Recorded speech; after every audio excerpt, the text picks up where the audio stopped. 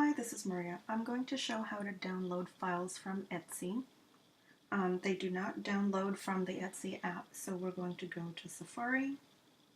I'm going to type in the Etsy shop at the top, www.etsy.com. Okay. It brings you to the Etsy store. You're going to go to the top right and click U. I'm already logged in, so log in if you're not logged in. Click Purchases and Reviews. This will bring you everything you've purchased. So I'm going to scroll to find a sticker set. This order has a sticker set, so I'm going to download the files. It shows you each bundle and the files attached to it, so I'm going to select this one, Digital Planner Stickers and Sticky Papers Collection. I'm going to click Download on that first one, and yes, you will need to do this for each file. Okay, I'm just checking that the entire file downloaded. Sometimes it takes a while. I'm going to click the little square with the up arrow, and from here you can save it to wherever you want.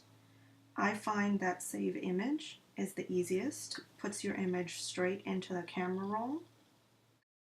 Now I can use it from here in my plain Jane camera roll, or I can add it to an album. I store all of my planner stickers in an album in my photos, so if you click that same square with the up arrow and add to album, you can create a new album from here, or since I've already got an album called Planner, I'm going to touch the planner and it drops that file into my planner album.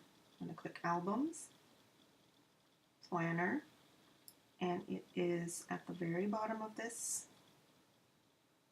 planner folder. That last one is the one I just saved.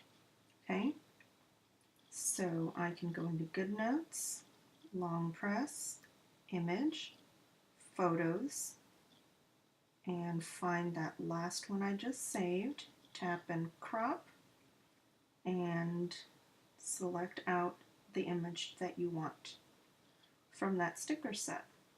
Okay, just like that.